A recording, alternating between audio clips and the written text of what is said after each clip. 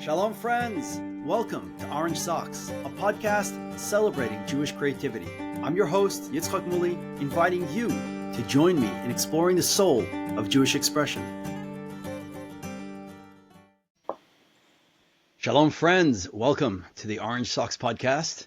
And I have the great pleasure of being together with, or across the screen from, the wonderful Marc Lumer. Marc, such a pleasure to have you. Such a pleasure to be here. I think last time we saw each other was almost 10 years ago, 9. Yeah, we connected forever ago. I was in LA on tour with my art, and I don't know, that time I just had this bug. I had to go visit all the creatives, all the Jewish creatives in LA, and you were very high up on that list, and it was a real pleasure, seeing Yeah, I you, remember seeing you your came over work, your with your process. camera. Yes. So, Marc, you're older than me, you're wider than me, and you've got a lot more wisdom than me. So I'd love to hear, and also, we have very different styles of art, and I love on this podcast trying to bring on all sorts of creatives from all sorts of disciplines, and hearing, how they go about creating and their process, their background. So you got a colorful background. Let's start with that. What are your earliest creative memories, let's say, of you and creativity? I think my mother pulled some sketches I did when I was.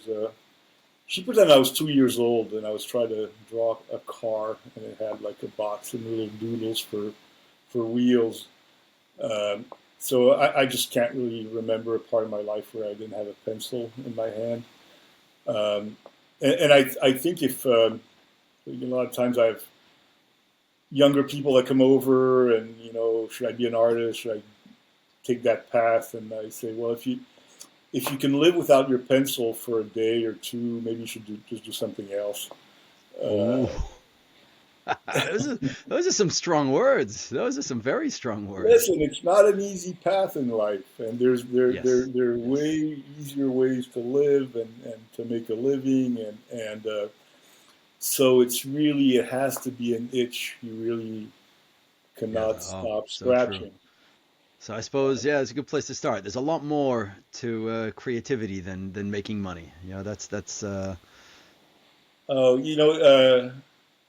great non-Jewish artist, Salvador Dali, who said that most people make money so they can. No, most people create so they can make money, work so they can make money, and artists make money so they can work. And it's a big, Right. it's a big difference. That's Yep. But So you're in LA now, Yes. but you weren't always in LA. Where were you born? I believe Tunisia. Is that right? No, I was born in La Tronche, which is a small town in France. It's like Okay. a little bit above Grenoble. Um, it's like a little mountain town, which I actually never really lived in. Um, I think my personal story starts really with my parents. We're in a time now again where Jews are a target, kind of gratuitously. It's like there are times where you just see like a very purified form of hatred for Jews, and It's just in vogue. my parents were born both in different times, different places in the same type of time. My father was born in Germany during the rise of Hitler, Oh, wow. and he actually has a memory of having seen Hitler from very far away in a demonstration in the early days, and they were fortunate enough to get out on time, which is kind of a crazy story. I'm working off and on a graphic novel based on my father's story. Wow. Uh, Beautiful. and my mother was born in Tunisia, and also, the Germans had kind of the same type of plans for North Africa. Right. Uh, Yes, indeed. and she was born in Gabes, which is the south of Tunisia, They end up having to skedoodle out of there when the Germans came in and took refuge in Tunis. Obviously, people in North Africa didn't really go through what, as we know, what the people in Europe went Right. through. Right. Um, and then she stayed after the war. My father ended up escaping to Uruguay, Oh, really? and Wow. yeah, and he Where did your later parents on meet? they met in San Francisco. They're both You're all over the place. But you yeah. grew up in France. So Pardon me? what was it like growing up as a child of survivors in France in is it the 60s, the 70s? What paint a picture. This Like must have yeah, been a very 70s, interesting 80s, time. 70s, 80s. Um, well, we lived in Paris. I guess the point I was trying to get to is that uh, my parents had to be in motion, like a lot of people from that generation. A lot of people who are refugees.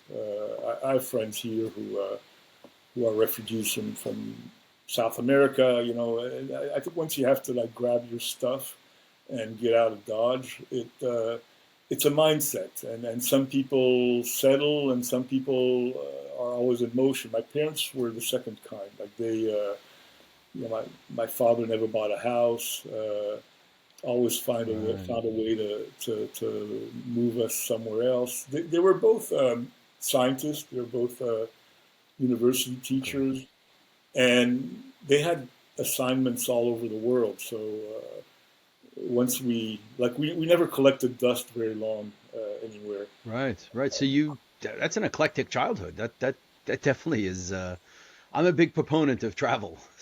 And Yeah. I did actually move around a fair bit as well, a little bit.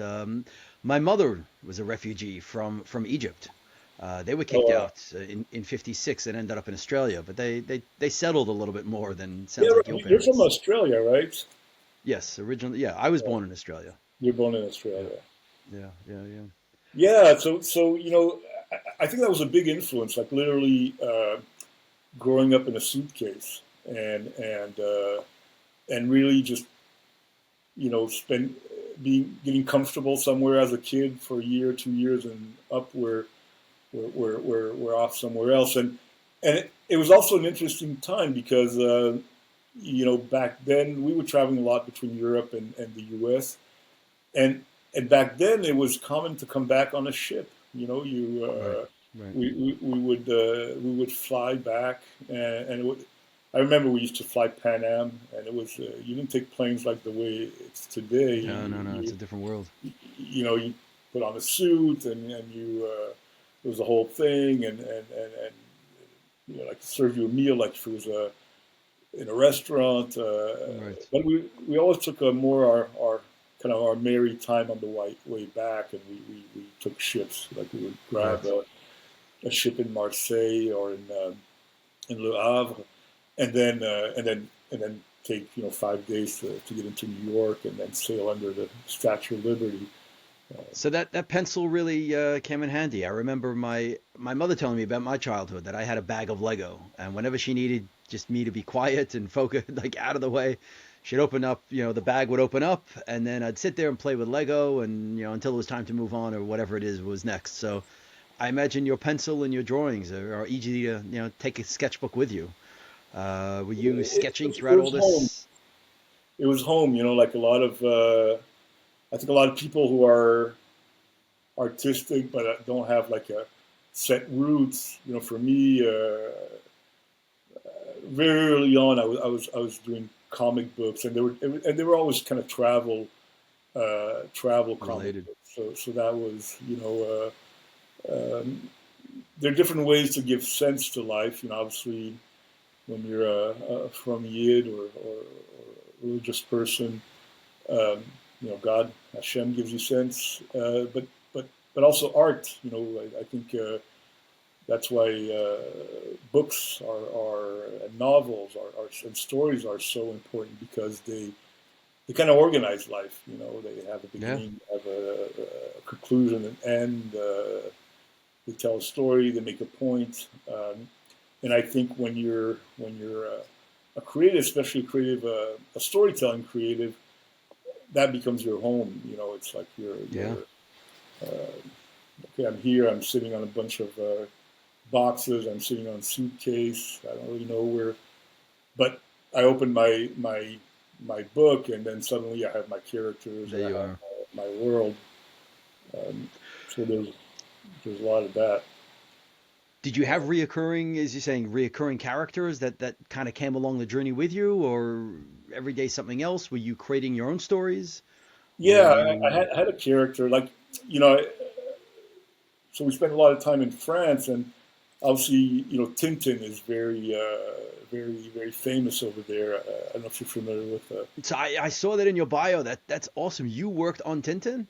I didn't work on the books themselves because Hergé died in '83, and I was still pretty young. I was kind of starting my career, and he wasn't like Walt Disney who turned his name into a brand. He said, you know, Into an empire.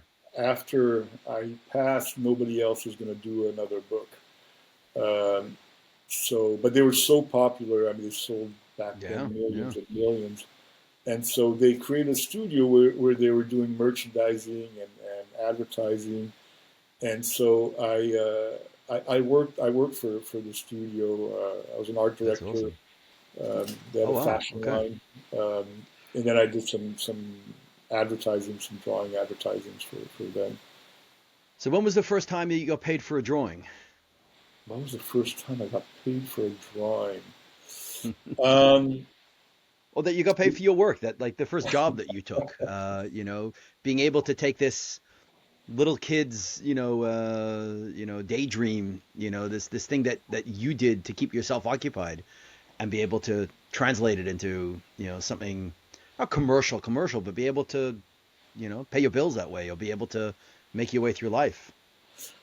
Pretty early on, the first job I did for money. I was 18, and I did a bunch of murals for kind of a popular hairdresser when I lived in Brussels.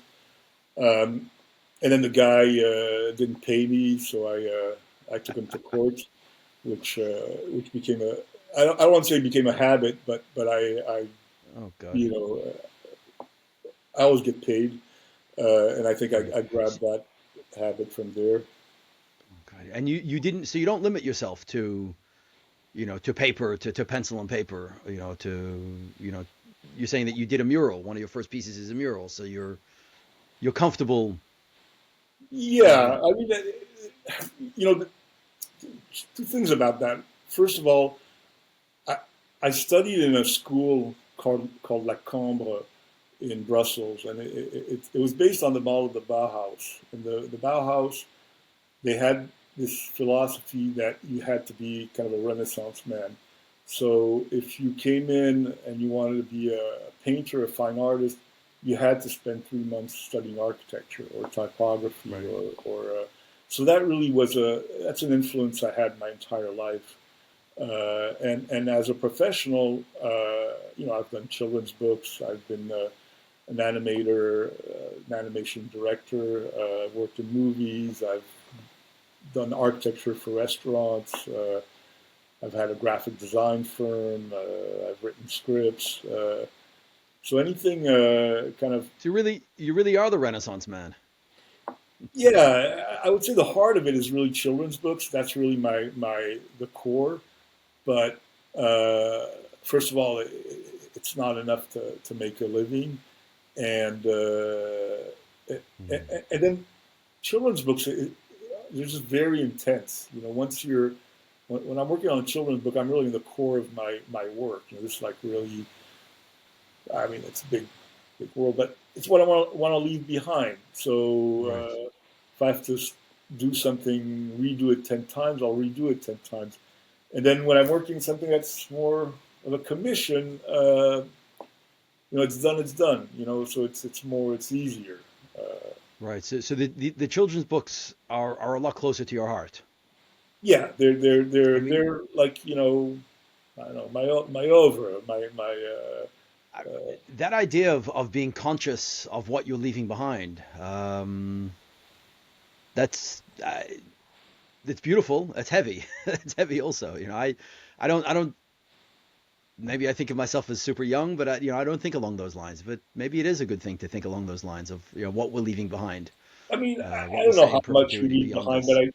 but I think it's like a lot of commercial work.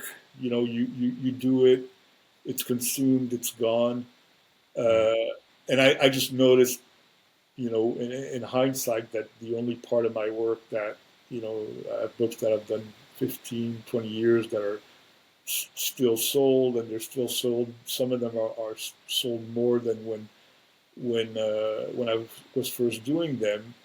Um, so there's some like a book has the ability to stay behind, to become a classic. A Right. lot of it is Right.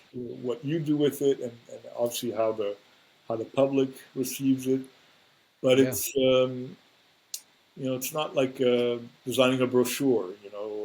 or Right. even It has doing longevity. it has longevity by nature. Yeah. Yep. Yeah. Absolutely. Yeah. By its form. So how did your Judaism play into this, or what's your Jewish journey that was parallel, or part and parcel of your creative journey? But both were really, in a certain way, parallel. Uh, and at a certain point, they really merged. I think they were going both in the same direction, and then they really merged. But it's interesting. I wanted to pick up on something you said when we just started this conversation. Um, that you and I have, I think you and I, what's interesting, we come from two opposite directions with kind of the same purpose of using art to express Jewishness. And I think we both represent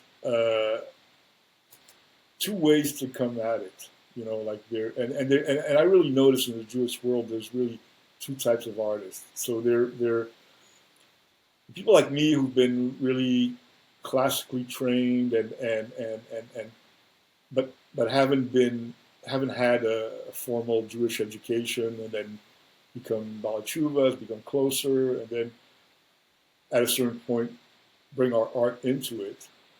And then people like you who you're from, it's where you're brought up, and then at a certain point, uh, your art is the way you express that to the world.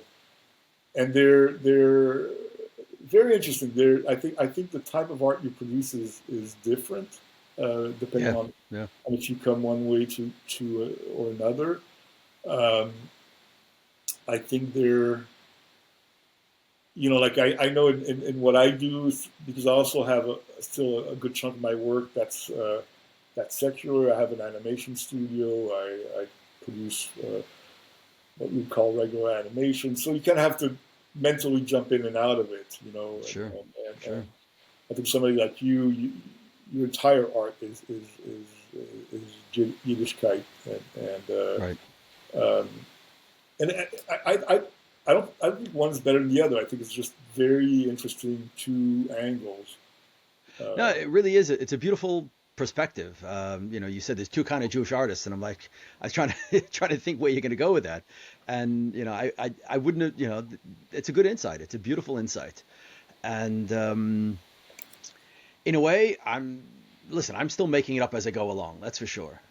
But I'm actually happy I didn't go to art school. I'm happy that I'm not classically trained, and more so, I'm happy that I mean this idea of being a Renaissance man that intrigued me. I'd like to go to to the Bauhaus or wherever it is, to become, to spend 3 months doing architecture and 3 months this and 3 months that.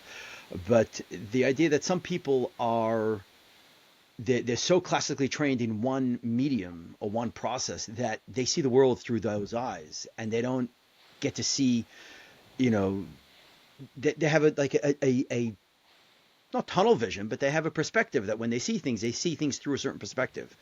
And I'd like to believe that, I live in the world of ideas rather than, okay, I have an idea. Okay, now how do I how do I say it? How do I share that with the world?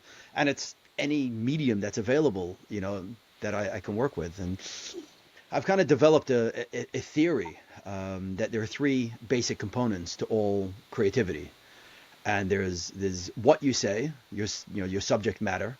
There's how you say it, the process, and third is what you do with it afterwards, or how you share it with the world. And you're right. We're both how what you say. We're on the same page, but how you say it is fundamentally different. You're coming from the classically trained, and I'm coming from the seat of my pants. Yeah, and I guess there's a I was expecting you to make the third one. Why you say it. I think that's really the most important. Why. You Mark, I thank would say you. number four is where you say it, but I think the shortish is always three letters, and the third letter is why. I think that's really Right. the main thing, and you know, I, I I've over the years without really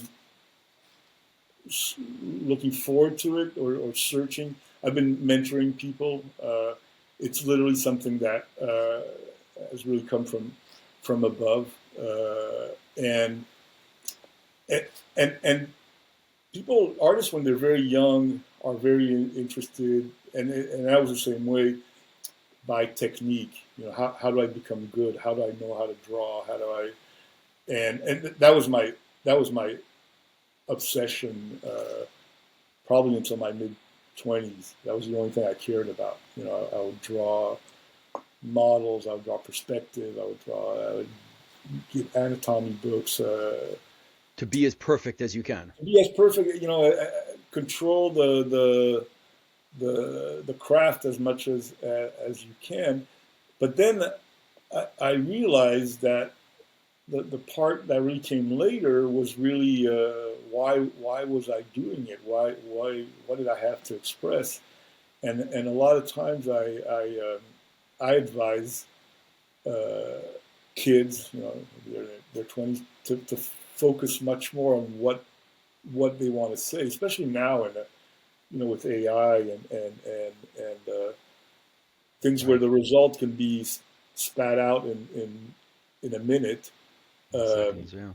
yeah, in seconds. It's more who are you? Why are you Well, look, doing it? a photographer that I had on, Marco Dashev, he said, I think it was 30. He said that, he's quoting from somewhere, I forget where, that until you're 30, you have nothing to say. you know, I, um, we'll take that with a grain of salt, but, until you're I, 30, yeah, perfect your craft, you know, but then I develop. have a good story about that. I had a book that I was not able to finish, and it it was a story of a golem. The book's American Golem. It was the book I did before my last one that I finished a few months ago, and the book was it's a story of a golem who a golem once he serves his purpose, you erase the aleph from emet and it becomes met, and then it Right, goes back into a right, dust. right, right, And this was a story of a golem who somehow finds himself being created in New York. And when the kid who creates him in the story tries to erase him, he's not able to because he forgot he made him with American mud, and the golem wants a purpose because everybody in America wants a purpose. right. And and for me, it was a metaphor of emigrating. I immigrated back here when I was in my 30s, and I had to go through everything that you have to go when you're immigrating. You don't have papers, you don't have contacts. I landed in LA with a few bucks in my pocket, not one contact, and Oh, wow. and so that was the metaphor, and I was really blocked. And I think I did 3 or 4 books that were published in between, and I was not able to finish it. It was really troubling me because I felt this was so personal. And I decided I was going to go to a writers group. And these were all kind of people, all all of them happened to be American, and people were born here and had normal lives. And I realized that and by the way, they solved my problem in one sitting. Like Oh wow. you give your book around the table, and everybody gives an opinion, and these guys are all very sharp. Bang, bang, bang, and then I sent it to publisher. It was published. I mean, it was like it was in front of my eyes. I just needed somebody who to An look at outside it. perspective. An outside person. But what fascinated me is that their big struggle was what am I going to write about? You know, I was born in Santa Monica. I live in West LA. Nothing really happened to me. You know, Right. Yep. and Yep. so I think, yeah, maybe you have to wait until you're 30. But if you're, my dad, when he escaped Germany, he had a lot of stories to tell at, Yeah. before Yeah. 20. Yeah. So it's kind of one thing. Like on one hand, you have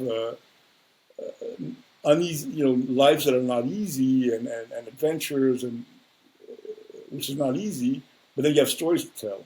You got stories to tell. And Absolutely. and it seems Absolutely. that I've always been thrown in situations like it's just last week I dropped my son at yeshiva at 6 in the morning, and I was driving back, and then I saw a van and a woman on the side of the road. And at first I was okay, it's an Uber pickup, and then I realized it was a domestic dispute. And the guy was trying to drag her in the car. And when I looked closer, I said, this guy's he's not a joker. I mean, he had tattoos all over, and she Mm. had tattoos all over. And and then at a certain point, they ran in the middle of the intersection, and I started honking my horn. I said, I can't let somebody get beat up just around my face without doing something. But I Right. realized the guy Right. was dangerous, and everybody else was just Kept driving on by. going. It's like, and I said, I'm That's LA. here. I'm gonna be like I watch these movies about these clips about people getting harassed in the metro and nobody does a thing, and I said Nobody I stands up cannot for be them. that guy. Yeah. So I basically opened the door and told her to jump in, and that was on the passenger side. And the guy came over and started punching my window, and Oh he, wow. yeah, it was crazy. He wasn't able to get it, and I said, okay, I'm in it. I can't leave this person here. So I tell her Mm. to go around, and I open my back door, and she comes in, slams the door, and I take off, and I say, okay, it's done. The guy starts chasing me, Chasing you. Well, yeah. That. That's what I would. and we're in this chase, like Fast and Furious in L.A. at 6 in the morning, and he starts to try to swipe me, and I'm able to avoid him. I go faster, and he hits me in the back. I have a huge dent in the back of my Oh my car, God. and I'm like, I don't know how this is going to end if he catches up to me. And long story short, I end up, there's a shul where I daven at 10 p.m. for Maariv, and there's a little parking next to it, and I was able to take that one and go. There's a bunch of alleys behind, and he was at 80 miles per hour down the street, and kind of Oh, you lost lost it. him. Yeah, and then and I like I'll make it short, but turns out the guy's a gangbanger, and I don't even know if he was packing but Wow. it it seems that I always stumble in these types of stories, Right. and so I think, yeah, sometimes you at 30 you don't have stories to tell. Sometimes just you're Just got too walking much. down the street, minding your own business, driving at 6 a.m. The story will come find you. Yeah, Yeah. and I think for me it's a lot of stories of helping people. It's always Right. it's just right there. I don't know. I Well, segued into that one, but so when it comes to books, I create the work that I want to create, that I feel that the world needs in some form or other, and then I go out and look for an audience, so to speak. How does it work with creating books? Do you come up with the concepts and then pitch it to an author, to a publisher, or do people find you, or a combination of both, or what? And therefore, if people are coming to you, what stories do you say yes to? What stories do you say no to? How much of the storyline is tied into you taking on a project? Uh, you know, it's a great question, and it evolved over time. When I started out, when I was in Europe, I did my own stories and illustrated them. Like I have this is an anthology that came out recently about the comics I was doing when I was living in Nice, Europe. nice, nice, Um, nice. so these were my stories and my characters, and I would just sell them to magazines. And then when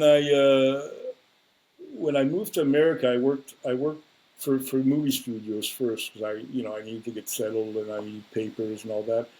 And I got back into children's book after I was reconnecting with Yiddishkeit. Um, and the first were really commissions. People, publishers coming with a story. Can you illustrate this? Um, and then after that, it was really more like I think when I started working with Ahai, I have a series called Benny and Svi, where they would send me stories, and I'd say I can't illustrate this the way it's written. It's not for Right, me. So if I can right, rewrite it and make it mine, I'll do it. right, And started working more like the way I work when I'm a director or a producer. Like right, you know, I don't know. You say it's a Spielberg movie. A lot of right. times he didn't write the movie, he didn't come up with the idea, but he's the one who made it what it Communicates it. is. Yeah, like Yeah. I don't know, Schindler's List. It's it's not something that happened to him, but it's his movie, and it's a lot of the way very very early on. It's been my criteria. Like if I can get this and I can do with it whatever I want without betraying it, obviously, then I'll Right, take it right. on. The first book I did a little bit that way was a book called Hashem is Truly Everywhere, and it, it was a manuscript about the fact that Hashem is truly everywhere, and I said this is fantastic. We're Yidden. We can't represent like other people out there. We can't represent godliness visually. So what am I going to do with this? Right. And I ended up making it a whimsical road trip. There's two kids go on a road trip, and so you don't see visually any representative of godliness, which we don't do, but you Right. see all the places where he is because you see these places, and we know he's Right. everywhere. Yeah. Yeah. He's the mic, he's the bottle of water, he's everywhere. So by showing these places, you show him. Um, and that's really when publishers realized that I would take the material and I would just transform Make it, it. You'd make it your own.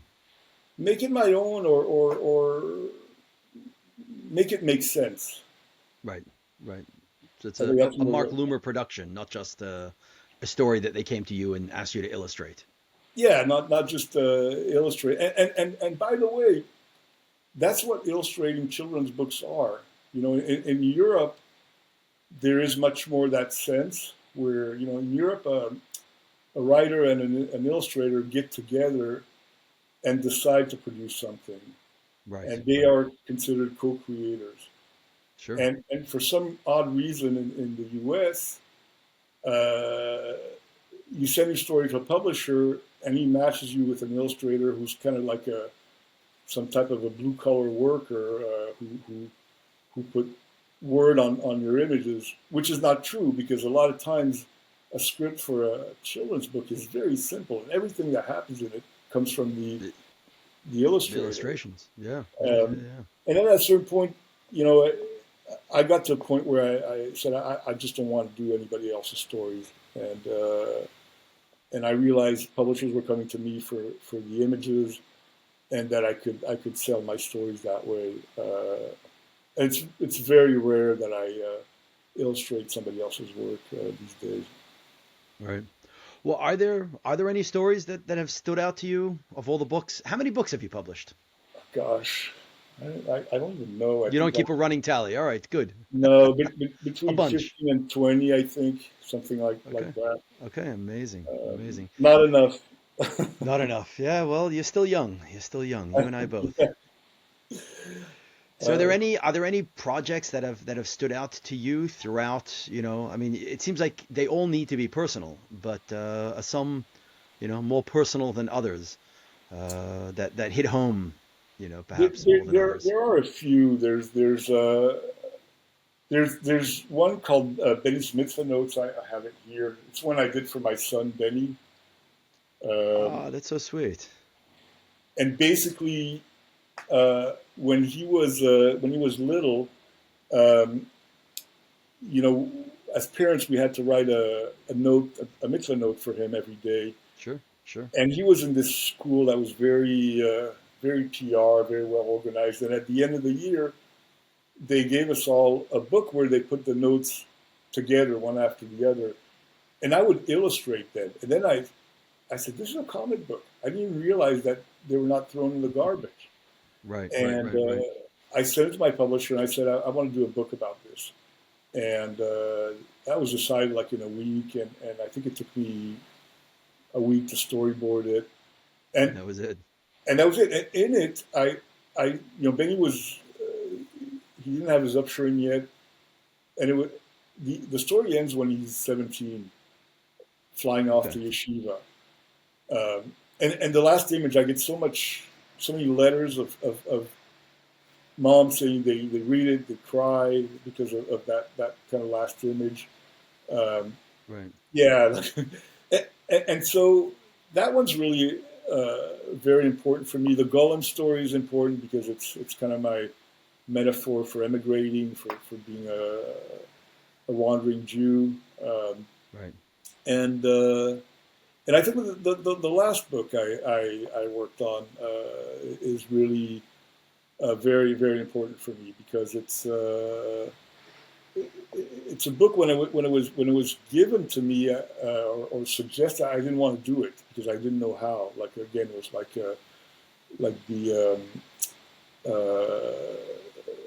the book about Hashem being everywhere. It's like It was someone else's story. it was someone else's story, which is first rule for taking a pass on it, and then it was also something that was not necessarily made for a children's book because it was basically it was Mindy Blumenfeld's book who we're gonna invite a little bit later on this call, but she had her son had been battling cancer, and I think that part, since she's going to come in, I want her to talk about. And she had this memoir, which was a collection of sketches from her son Hillel and writings and pictures of him in the hospital. And when I received it, I was incredibly touched, and which for me is very important. I think you have to have, yeah, Right. A you connection, have a to, yeah. deep connection. It's like it was our third point. We talked about why do you do something, Yep. and I think Yep. the third and a half point is having an emotion, like you're touched, Yes. because Yes. there's something. You go to Barnes and Nobles, and it's Tony and his fluffy little bear, and the dinosaurs, or go to the diner, and you know, Josie goes to the zoo. It could all be technically perfect, but there's no soul. They don't Also, have something to say. I have something to say, and at the end, the books that for me, it's books like The Giving Tree, or books that really that really say something Really and resonate. produce an Yeah. emotion. So when I got that, I said, that that's one of my criteria. Definitely, this is very, very emotional, but I don't know. I'm not going to be able to just illustrate this the way it is, and I don't know how this could be a children's book. And and then when I started talking to Mindy, I realized that she was very open to working on it, and she had something she wanted to express and put in the world, but she also had that, obviously for obvious reasons. Um, but she was very open to going through the process. And at first, I was still in the mode: I'm not going to do this, but Right. I'm gonna But rewrite it with you. And we went I'll talk through. to you about it. Right. Yeah, we went through. Probably, I don't know. She'll remember better, but maybe 10 to 30 versions of it, Revisions. going back and forth. Wow, wow, wow, wow. Um, and then and then you know, I was also very busy with my studio, and my first thought was, okay, you know what, I'll give it to my studio because I have animators, I have illustrators. I'll just do it as a service job, just because I didn't have time, you know. And then when I really started, you know, when we're done, we had a form of the story that we liked, both of us.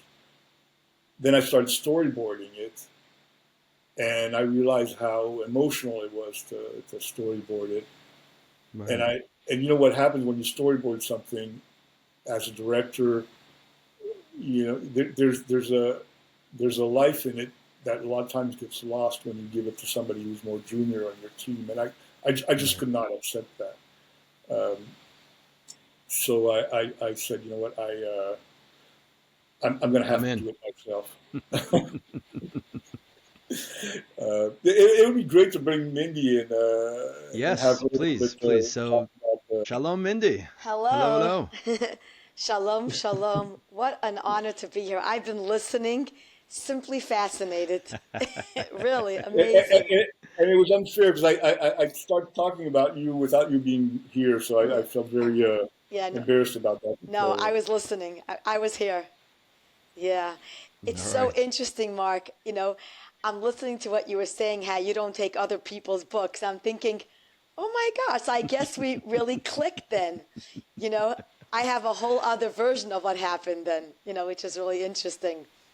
I remember that, just a little background. What happened is that my son was diagnosed with cancer when he was 6 years old, and we took bunches of pictures. And after he went into remission, I went back to the emergency room, to radiation, took pictures by the doctor's office, and then I kind of made like a journal for him, just like a storybook for him that he could process it. I happened to be a therapist as well, so I did that for him.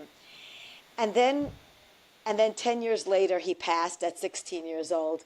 And I kind of found the book again, and I said, like, I love what you said about the whys of why we do art. And I said, the why is because I feel like I want to help other kids. So what's interesting is that I come to Mark with it, and he asked me that question. He says, why are you doing this? And I said, because I really want to help other kids. And he said, does it have to be a book about cancer? And I said, no, this is not a book about cancer. It's about any kid who's faced with a challenge. Like, Mark really forced me to find the gold in this. And he really kind of like pushed me into, like, it never would have been what it was if not for Mark. And he goes, so could you write it? And I said, okay. So you want to know how many versions we have? 23. We have 23. I remember somewhere between 20 and 30. Yeah. 23, yes. And I have, I'm a writer. I've also, I've written books, and I never knew that 1,000 words can take me a year to write. I mean, seriously, I write columns for a magazine. I turn out 1,000-word columns in an hour. And this took me like literally a year. And it's so interesting because that's what the book is about. It's just about a kid with challenges. And when you're saying we're working together, so first of all, just like Mark pushing me into the art of the words, you know, like he dropped a line, and that became a repetitious line that I use all throughout. You know, like just different things about the word head. Like he goes, I laughed my head off. And then it just became, oh, and I started off the book like that. I ended off the book like that. I loved the way Mark said, without asking me, just by the way, when Mark said, okay, I think it's a better idea to switch it to first person point of view rather than third person. Like saying like, I'm Hillel, like this is me, Hillel. And it was it really was adorable. And yeah, and what's interesting as well is that I love the part that when he actually showed, when you showed me the illustrations for Hillel, it's so interesting because you showed me two different Hillel versions in a comic. And I liked one of them because that reminded me of when he was like around 3, 4 years old. But everybody else said, Ma, no, the other one is the one you need to use. And that was the one, Mark, that you had wanted. And you know, when I look at that illustration, I say, I don't know how you literally captured him in a comic version. It's like literally like his personality is in that comic over there. I think, but the only thing that I won about, the only thing that we disagreed with was that, in which I won, just putting it out there. Everything else you did. And Mark showed me a draft of like one of the drafts, and I said, "No, Mark." I said, these are dark colors. This is not a depressing book. This is not." And he goes, "But like it's a pretty serious story." I said, "No. I said, this is a happy story." I said, "This is about a happy kid. About it's meant to be full of color. When you've written your other things, Betty in the Mitzvah Notes, Hashem is truly everywhere." I said, "I want those colors."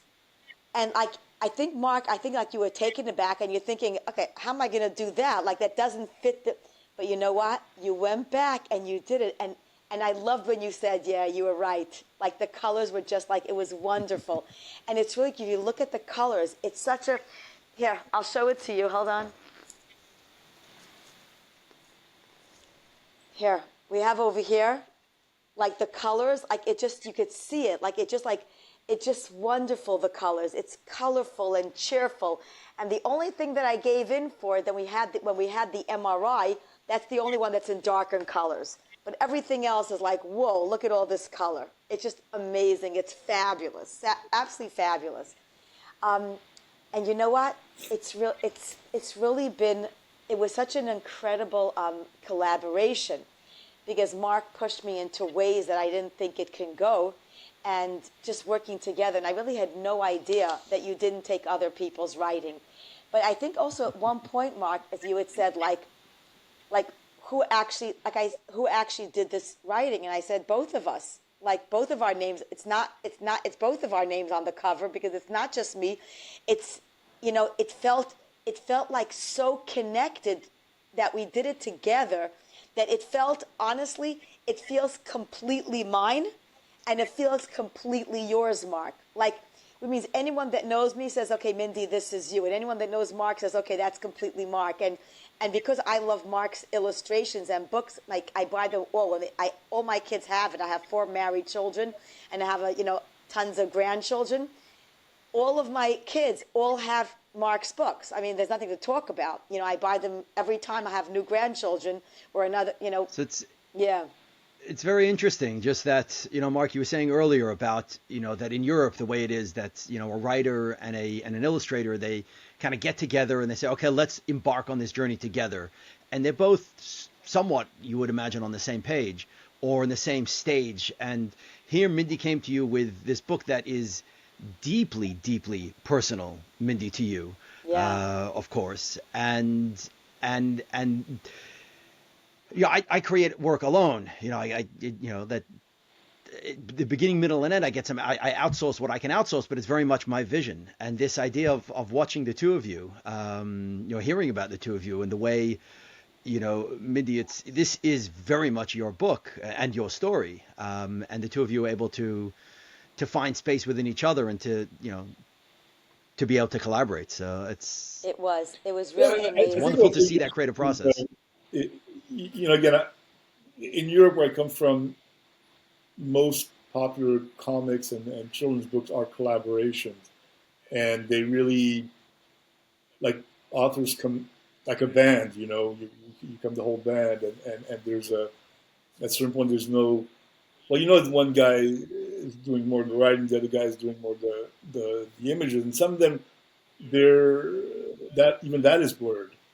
Um, but I think there's a certain type of collaboration that only comes from it. You know, like something I've never really told Mindy because that story is so personal to her. But the only way I could tell her it is to make it personal to me, and I've I've had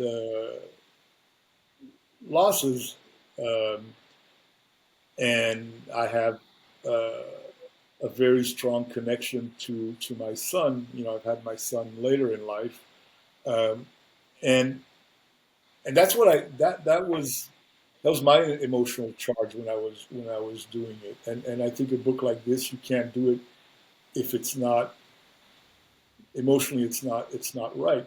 I think the part that's also really interesting about this book is that it was a little bit of an uphill battle, um, selling it to the publisher and selling it to the distributor because it's kind of an unknown animal in in the Jewish world.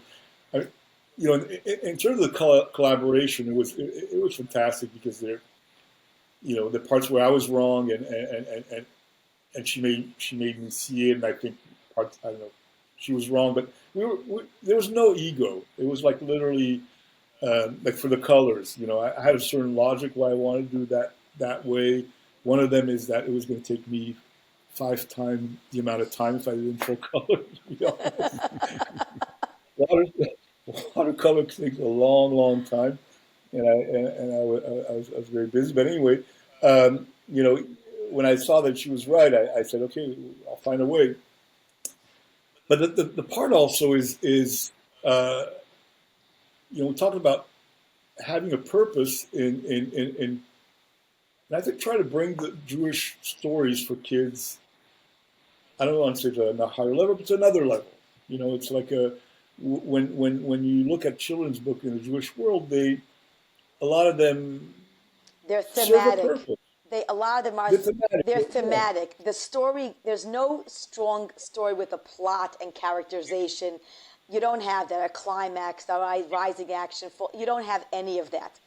And like what Mark is Yeah, saying, right? if you need you know, if you need to change a wheel, you go to a mechanic. If you need to teach your kids about mitzvah, you buy a Jewish book about mitzvah. And we didn't want to have a book that's a function. Like So we, a rabbi, it reminds me, he tells a story of someone who runs back in the day ran a Jewish calendar, the Jewish art calendars, and he was sitting on a bus together with an artist, and the artist said, "Hey, what do you think? Maybe you should include some of my work in your calendar." And the guy said, yeah, I'd love to, but your work is so dark and heavy, and people want to see pretty pictures. They're going to stare at this picture for a whole month. They want to see pretty pictures. And this rabbi sharing the story, talking, and is saying, real art is the pictures you don't want to put in the calendar. The stuff that is, yeah, it's not going to sell, automatically. It's not a slam dunk. It's not safe. But art doesn't have to just be safe, and you know, it's to very good. expand the Jewish children's book market, to make them aware that, yeah, with the This book, Jewish children are they're not they're equally part of the world, and the challenges that exist in the world exist to them also, and let's recognize and yeah. discuss some of these heavy topics. Yeah, the truth is that there actually is no book like this in the secular market either, which means the book about Yeah. it. I really did my research. There actually is no book like this. And Mark and I think Mark agreed, we both agree that this book is really ahead of its time. It's ahead of its time in I think in three different ways.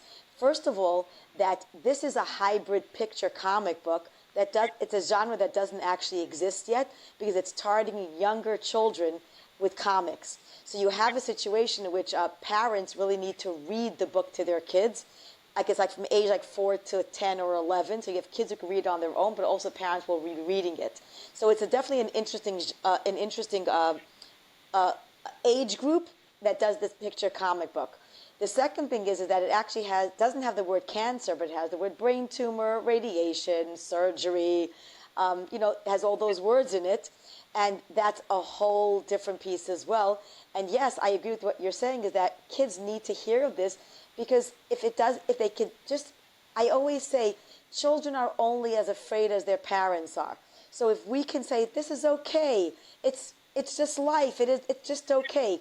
And if we could bring that in art, the art through words and the art through pictures, then children are not afraid. I have to tell you, my son was really not afraid. It was simply part of his life. If his parents weren't afraid, then he wasn't afraid. It was a shorter life than we would have wanted, but it wasn't anything that he couldn't do. It's like anything else. Like when you ride a bike and you're going to fall. It's just part of it. It doesn't make you afraid. And I think that the third part about this book that's so different about this book is that, it has everything in there, and like Marc says, but there's a very strong plot. It's not like a book. We're saying this is a book about how to handle challenges. No, it's very strong themes, but written through a story version. It's a great story. Right, Marc? It's really a great story. Yeah, The and art I think the other thing and just the is art. really I just need to tell about Marc. If anyone looks at the art is magnificent, because there's a whole underlayer story over there. It's like seriously, there are 5 different stories going on as you look at the artwork again and again and again. There's it's amazing. The art is simply takes it to a whole other level. It's simply amazing. we're up against AI, so we got to kind of put a little bit of an extra effort these days. Uh, but I think the the thing that was also kind of very interesting is how do you make a Jewish book without hitting people over the head? That's a conversation we had a lot. It's like, how do you have a book about illness saying, not having a character say, I'm going to daven to Hashem so Hillel gets better?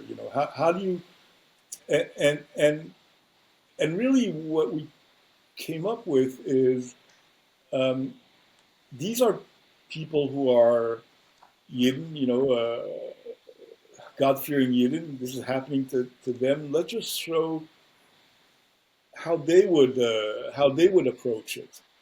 So Right. instead of having let's daven to Hashem so he has a refuah shlema, there's an image of them waiting during the operation, and it's a silent image, and you have the little boy sleeping and his kippah fell on the floor, and the grandma's trying to poke the vending machine, and the mom is reading Tehillim. It's there's other scenes like that, where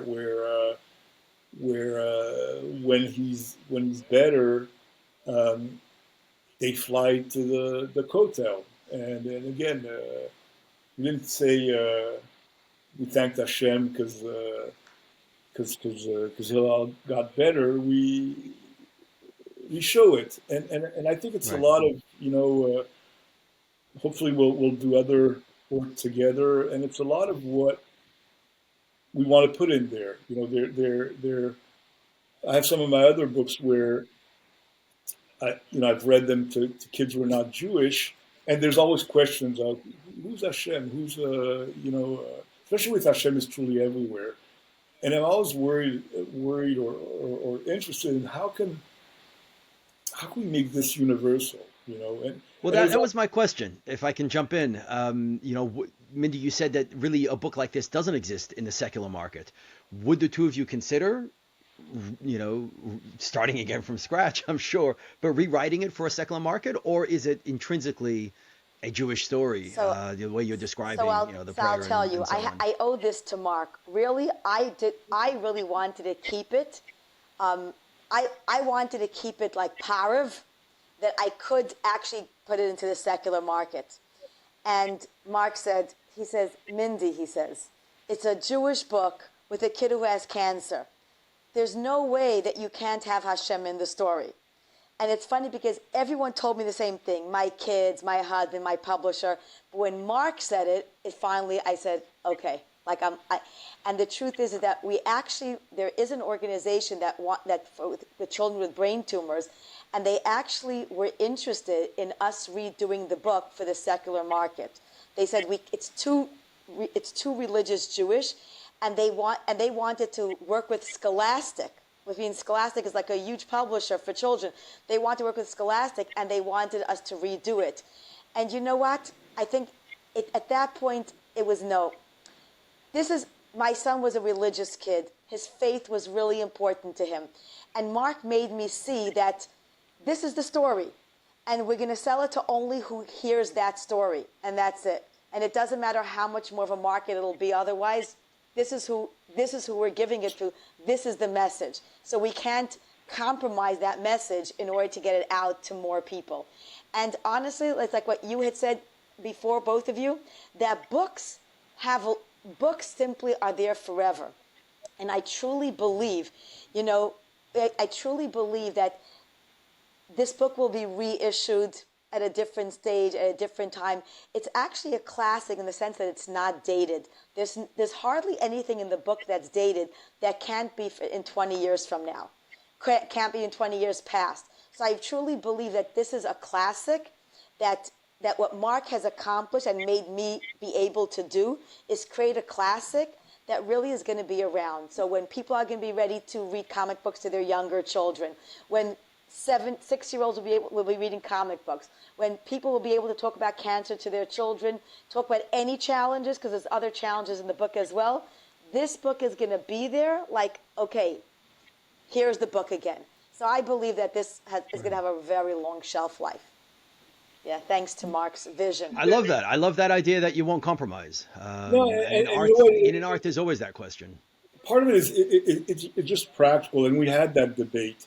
I know, for instance, Art Scroll sells a lot of books to the Christian market, but there's a lot of things that went into it. I mean, first of all, like what Mindy said, Hillel was from a kid. It's like the book is about him. That's one of the main why is because with this book he's also around. So you can't have the shoresh of the book disappear. But I think there's also I believe there's a way to make Jewish stories universal. Right. We have something that we bring to the world that nobody else brings to the world, and we just have to try to tell it in a way that the world can understand it. And I think we're also where I come from. I through my travels and my path, I've been exposed to other religions. I spent a lot of time in India, and I've been exposed to Hinduism, to Buddhism. I studied in a Catholic kind of monastery type school when I was in Europe, and we all have in common that we love our kids and that we love God. Everything else is different. Everything else is different. You cannot, for instance, do it for a Christian audience without making it unconsumable for a Jewish audience. It's like it's when you have the knowledge of other, and I think it's a deep thing in the world. Like you have to respect others for who they are as people who are different, but you can't try to be them. You have to tell your stories from who you are. Mark, you're 100% right, and I believe that maybe it's not for now, but in a sense, this book is universal. It is universal. So, and our society is so multicultural now, and there's such an embracing of cultures that I believe that yes. So it has the word Hashem in there. That's fine. And so they know that Hashem means God, and there'll be like an openness to this book. So, something. I'm on LinkedIn. I have my website. Mark is active. We're kind of. I think we're both open that the universe is a huge place, and Hashem is truly everywhere. And when something is meant to be, the right person will come along and take it into the secular market as they need to hear it. Right. It'll happen when it needs to happen. Wonderful. All right. Well, It's a powerful book, and I'm glad that I'm having the opportunity here for you to share a little bit about how it came to be and the process of it and the power and the why. Really, that's what comes down is the why. The way I end off these podcasts is with one scripted question. So, Marc, I'm asking you, but Mindy, I'd love to hear your thoughts as well. Okay. And the question is, what advice do you have to young creatives for them to find their orange socks, for them to find their creative soul? I think I started with it. If they're able to spend a day without drawing, if they're artists, or without playing an instrument, if they're musicians, do something else. Yeah. I'm not an artist with a pen and paper. I mean, with a pen. I'm the artist with the pen and paper, and not with drawing. And what I would say, because I failed straight through all my years in school as a writer, and in the religious community, in the Haredi community, I'm one of the most. I mean, honestly, I'm one of the best loved columnists and writers. And teachers hated my writing, complained. And what I would tell young creatives, that if you have a passion, if you can't be without that pencil in your hand, if you can't be without that pen in your hand, it doesn't matter what anybody else says. You do it for yourself, and the audience will come. Amazing. Yeah. So true. So true. Well, thank you both very much. And thank you. Looking forward to your next collaboration together. Bye.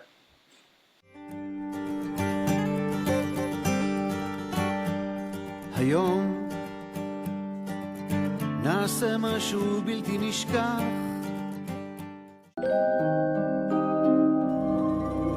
Meet Hillel. He's super smart. I multiply double digits in my head. I zoom through zillions of books, and I write my own stories, scribbled on scraps of paper. And he's super fast, too. I fly around the playground and freeze my friends in freeze tag. But one morning, Hillel woke up feeling really yucky. The bus honked for me, but I stayed home. It wasn't a toothache. It wasn't a stomachache or an earache. It was like all of them jumbled together. His mother and father rushed him to the hospital. The nurse wanted to take pictures of Hillel's head with a special camera. That's when scared, sad, and mad popped out. I refused to go in without my parents. It's too small for more than one person. Hillel's mother said, but she had an idea. She took out her notepad and drew 4 figures on a piece of paper. The figures came to life. We are the paper menchies. We can lie flat and still in the big machine with you. All right, be gone now. They said as they bumped scared, sad, and mad right off. Shoo, shoo. I couldn't stop laughing. Join Hillel as he teams up with his new pals, the Paper Menchies. And with their help, set out on an incredible quest to conquer his fears. I can do this. You sure can, Hillel. In a story that will take you on a heartwarming journey of triumph and resilience and will stay with you forever. 1, 2, 3, freeze!